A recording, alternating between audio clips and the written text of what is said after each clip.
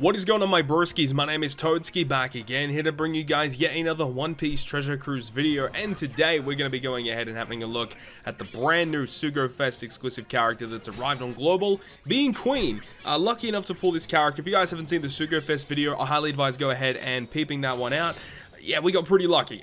We ended up getting both Rare Recruit and we did get Queen. Now, that's one of the good things about this Sugo Fest batch in general, is that, you know, getting both legends obviously is ideal because you can use them in different instances, but for the content moving forward throughout this month at least, it is nice just to have one of them, because the way that this character is kind of built is that you're supposed to hybrid this character with his other debut counterpart, being King. So if you have both captains with King and Queen, you can get some crazy shenanigans going on, and I'll likely showcase that in my other video that'll be coming out hopefully sometime soon, where I just do a full showcase against regular content with Queen as our captain, of course. But obviously in Garp Challenge, it is a bit different. Currently on Global, we only have color-based challenges where we have to beat the content with one colored team. Meaning, you know, you don't really get the full capacity of, you know, the teams that he likes to build, using King as the friend captain, of course. But of course, despite that, we are still able to get a lot of good things going on. And I thought that running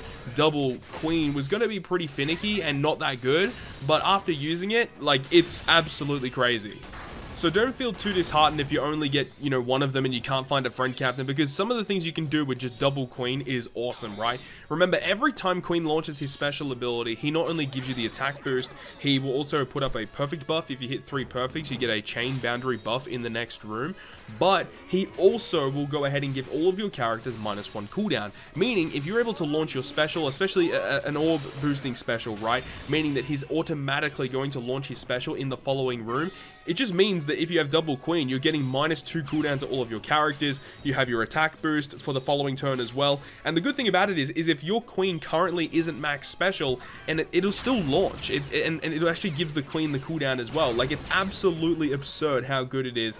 If you're running like double Queen and like one of them isn't max cooldown, and then the other one gives the other one cooldown, like, you can cycle through your special abilities very quickly. And I think that's in full flow in the final clip of this video that you guys will see versus the worst generation. We use a really powerful special really early on, and then because of all of the cooldown that we get throughout the fight due to the captain effects of Queen activating continuously throughout the fight, we're able to get that special back towards the end of the quest. So it's really awesome, and I really like that about this character. Speaking more on what this content is focusing on with the Doflamingo Garp Challenge, remember that we have to basically have 2 really good ways to remove Despair and 2 really good ways to remove Paralysis. Because Nami Robin are a dex unit and they're so good for Queen as a sub, we can just go ahead and use Barto support to help us remove Paralysis in one instance, and then use another Paralysis removing special like Yukimara, I believe we have on this team as well, is another really good way to get around that. We also have access to just generic good dex units, right? Like Treasure Map Luffy, another good orb booster that has very good utility. So that's another valid option that you could bring, especially for these Garp challenges where it's nice to have damage and utility in a lot of your special activations. In this instance here, we do actually have that Judge character who's kind of nice. And another thing, right, his super type just gives you a full board of slots and gives you AoE damage. Like, this unit is so good. So that is just the showcase very briefly against the Doflamingo Garp challenge.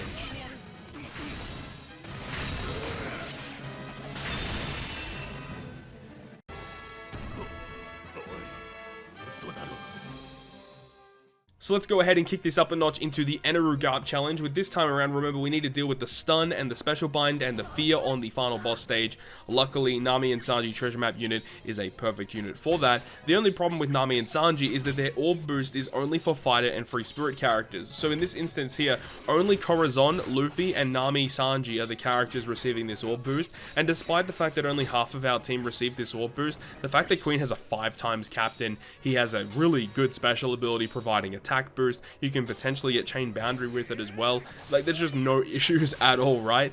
Corazon was a really nice pick here because I really wasn't too sure how I was going to get around this particular stage with the burn and the paralysis if you let that burn expire. I thought Corazon was just a really safe pick because, you know, we can just stall it out, and then once the paralysis gets inflicted, we can use Corazon to remove it, and it also gives us really good health recovery. So I felt like that was a pretty valid choice. One thing that I will admit though is that if you are running like a mono dex team, one of the things that that the Dex team really struggles with is selecting a good ship, because in a lot of instances you're really going to focus the ship on the class of your team or the class of your captain comparatively to, you know, whatever your color is, because Dexes just don't have a good ship. They just don't. So that would be something that I would hope that Bandai touch up on in, you know, the coming months, would be introducing another really good ship for the Dex color. Just give them like a really OP ship like the Liberal Hind, for example, but, you know, focused around the Dex color, and maybe make it a Dex and a quick boosting ship and make it absolutely busted, because they just need it. Because in this instance here, you see that we're using the Big Mama Chanter,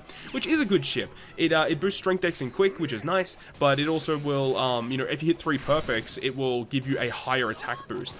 And it only works if your captain is also Driven or Powerhouse. Luckily, Queen is Driven and Powerhouse, so that works out quite well. But it just means if you hit 3 perfects, the 1.5 boost becomes 1.65 or 1.6, which is a really, really nice addition, which is nice at least. And this instance here, right?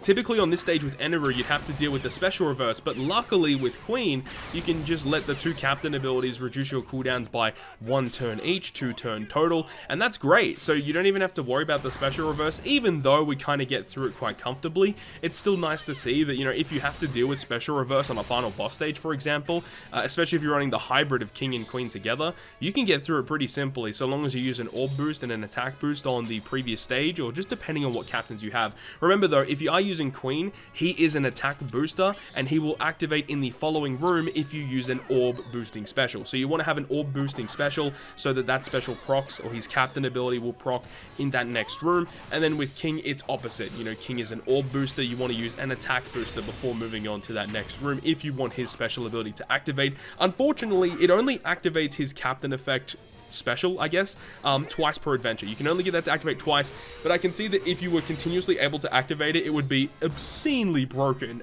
Being able to get his buffed captain effect every single time, getting the cooldown every single turn, an orb boost every single turn, a chain boost or chain boundary every single turn, you can see how that would be very, very broken. So I understand why they've limited it to only 2 times per quest. Potentially, if this character gets a 6+ in the future, they might up it to maybe 3 or 4 times per quest. It really depends how time goes on, but at the moment, I think it's a relatively fair restriction for the character.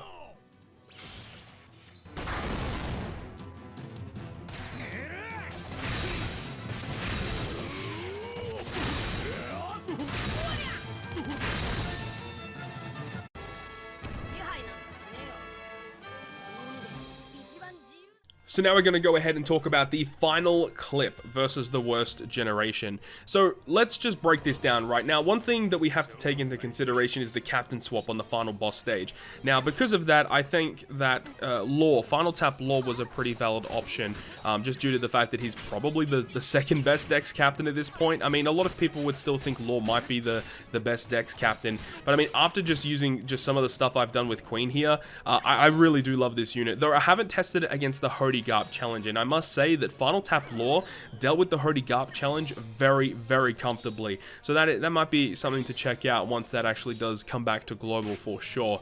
But either way, despite that, both Law and Queen are fantastic units, and Nami Robin once again showing why they are so good. That switch effect to store those slots, use them a little bit later on so that we can get rid of those nasty ones that Bonnie and Apu give to our team. And you know, the thing about it is Nami Robin, they don't have a really, really high cooldown. It's only 12 turns, right? But the thing is that we use it here, but we want to make sure we have a really strong orb boost for the final stage. And you guys will see throughout the fight just how easily we get our specials back. Look at this, only like 1 turn has passed, and Nami Robin are already on they were on a 7-turn cooldown upon entering this fight against this rogue. Like, it's crazy how fast you're able to get your specials back just due to the captain effect continuously activating with Queen.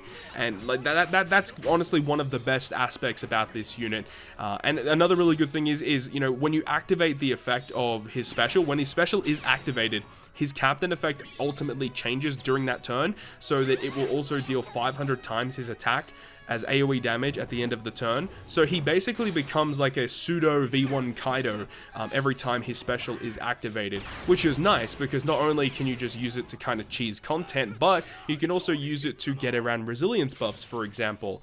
So that's another thing that you may need to just keep in the back of your mind if you ever do use this unit. We also go ahead and use Sanji Pudding here, which is a character that I honestly have not used in a very, very long time. But of course, they provide color affinity to cerebral and fighter characters, which we have quite a few of those on our team, or at least a couple at least, which is nice to have, of course. And they do remove the threshold, and that's the main reason why they were here. And then we've also got Magellan. Magellan just having that crewmate effect to resist blow away, and then also making the your rogue stage a little bit more safer. Not only are we just dealing passive damage to your rogue, but we're also getting passive healing back, so that our HP isn't going to be dropping to any crazy threshold, so we don't really have to worry about that. On this Blackbeard stage, we do take our time with it. It doesn't really take that much time at all, really, to get through it. And luckily, we did get some good matching slots here. If we didn't get good matching slots, we can take our time. We do have a lot of health to spare, so that's honestly not a big issue at all. So if you do get bad matching slots, you can take your time to unbreak those barriers, I suppose, and then remember that his super type will guarantee you a full board of matching slots anyway, so you know, even if you do screw up or you don't get a little bit unlucky, you can get your slots back, which is nice. But anyways, that is going to conclude this video today. Thank you very much for watching. If you guys did enjoy the video, make sure to go ahead and leave a like, and if you want to stay up to date with all of the content that I post, including more One Piece Treasure Cruise content, make sure to hit the subscribe button down below. But other than that, guys, I will see you guys within the next video.